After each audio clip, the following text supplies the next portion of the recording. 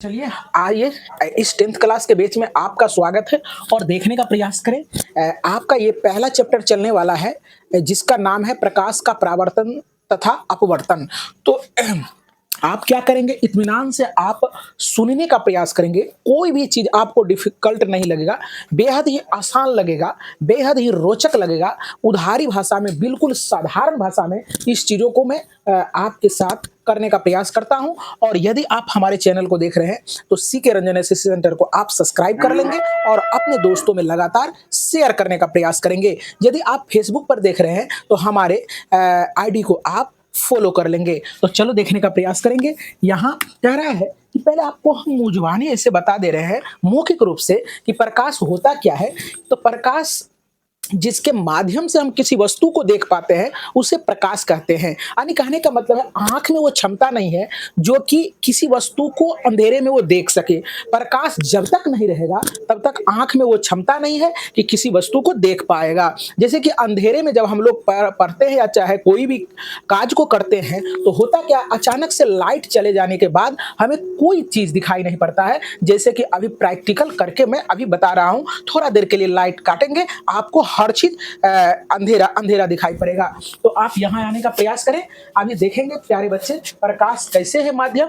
देखिए अभी अंधेरा दिख रहा होगा आपको। अभी क्या दिख रहा है बोर्ड पर आपको, क्या लिखा हुआ है, नहीं लिखा हुआ है, नहीं दिख रहा होगा। अब देखो, देखने का प्रयास करें, अब दिख गया होगा। तो यही है आपका प्रकाश, यही है आपका प्रकाश, यही है क्या, आपका प्रकाश। तो उम्मीद करते हैं कि आपको पता चल गया होगा प्रकाश क्या है। तो प्रकाश वह माध्यम है जिसकी सहायता से हम किसी वस्तु को देख पाते हैं, प्रकाश कहलाता है। या दूसरे तरह से प्रकाश वह विकिरण ऊर्जा है जिसके उपस्थिति में हम किसी वस्तु जिसके उपस्थिति में हमें वस्तु दिखाई पड़ती है, प्रकाश कहलाती है। तो उम्मीद करते हैं कि अभी प्रकाश का सुंदर तरीके से आपको हमने बताया। अब देखो जरा सा, प्रकाश का तरंगदैर्घ्य जो होता है ये आपका 3900 एंगस्ट्रम से 7800 एंगस्ट्रम होता है। ये ऑब्जेक्टिव के लिए रामबाण है। अब तरंग दैर्घ्य क्या होता है, जैसे कि देखो तरंग के रूप में ये प्रकाश चलती है, तरंग के रूप में ये चल रही है। तो यहां से यहां तक का डिस्टेंस जो होता है, यहां से यहां तक का ये डिस्टेंस जो होता है, यही आपका क्या होता है, तरंगदैर्घ्य कहलाता है। तो उम्मीद करते हैं कि सारे बच्चों को समझ में आ रहा होगा। अब निर्वात में प्रकाश की चाल 3 गुना 10⁻8 मीटर प्रति सेकंड, ये तो रामबाण ही है।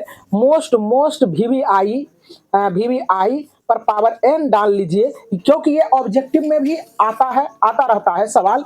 जब हम ऑब्जेक्टिव करेंगे उस समय आपको ये दिखाई पड़ेगा। अब प्रकाश सीधी रेखा में, ये भी ऑब्जेक्टिव टाइप प्रश्न आपका है कि प्रकाश हमेशा सीधी रेखा में गमन करती है। चलिए आइए प्रकाश स्रोत समझने का प्रयास करें।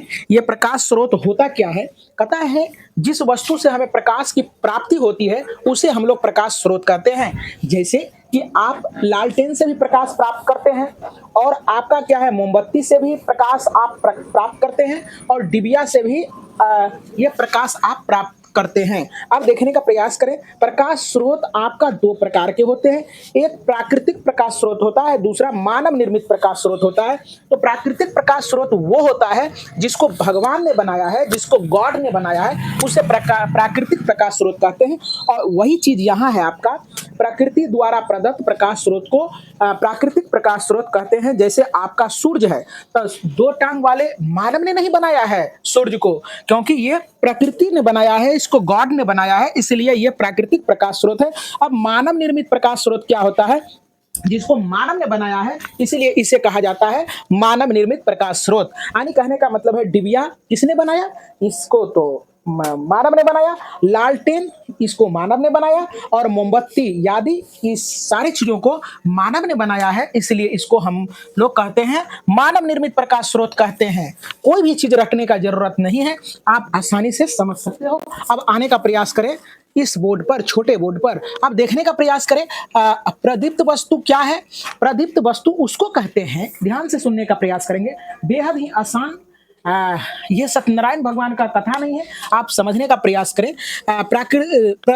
प्रदीप्त वस्तु वो होता है कि वह वस्तु जो स्वयं प्रकाश उत्सर्जित करता है उसे हम लोग प्रदीप्त वस्तु कहते हैं। जैसे कि ये क्लास में अभी लाइट लगा हुआ है, देखिए ये आपको चमक दिखाई पड़ रहा होगा, इसको हम लोग कहते हैं प्रदीप्त वस्तु। जैसे कि प्रदीप्त सूर्य ये प्रकाश उत्सर्जित करता है, ये लालटेन, दिव्या ये आदि क्या है, सॉरी, ये प्रदीप्त वस्तु है। अब देखो क्या है अप्रदीप्त वस्तु, जो कि वैसा वस्तु जो प्रकाश उत्सर्जित नहीं करता है उसे अप्रदीप्त वस्तु कहते हैं। जैसे ये मार्कर भी अगर अंधेरे में रख दे तो ये लाइट नहीं करेगा, ये प्रकाशित नहीं होगा, इसलिए ये क्या हो जाएगा अप्रदीप्त वस्तु कहते हैं। जैसे कुर्सी को अंधेरे में अगर रख देंगे तो ये प्रकाशित नहीं करेगा, घर को लाइटिंग नहीं करेगा। जैसे टेबल है, ये बेंच है आदि ये सारे चीज, जैसे कोई भी वस्तु जैसे डिब्बा डिब्बी जो घर में रहते हैं, प्रायर टेबल, कुर्सी, बेंच है ना, चकला बेलना, ये सारे चीज ये प्रकाश उत्सर्जित नहीं करता है, इसलिए क्या होता है ये अप्रदीप्त वस्तु कहलाती है। जैसे पूछ देगा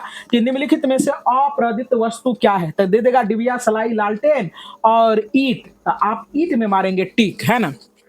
अब देखो चंद्रमा, ये भी आई आपका हो गया।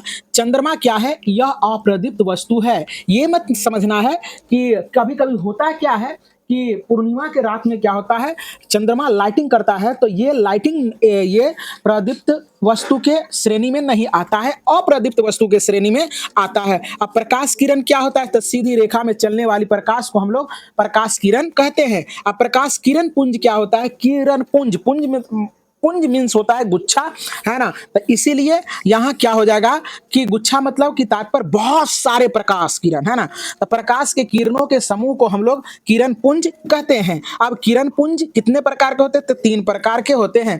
पहला अपसारी किरण पुंज, दूसरा समानांतर किरण पुंज, तीसरा अभिसारी किरण पुंज। तो उम्मीद करते हैं कि सारे बच्चे को ये बहुत ही आसान तरीके से ये समझ में आया होगा और अपने कॉपी में आप राइट डाउन कर लेंगे और इसको 1-2 बार वीडियो को आप 1-2 बार सुनने का प्रयास करेंगे तो सारे बच्चे को ये हो जाएगा। ये पार्ट नंबर 1 वीडियो है, तो उम्मीद करते हैं कि अपने कॉपी में राइट डाउन करेंगे और आगामी बिहार विद्यालय परीक्षा समिति द्वारा आयोजित मैट्रिक के परीक्षाओं में आप शानदार अंक लाने का प्रयास करोगे। धन्यवाद।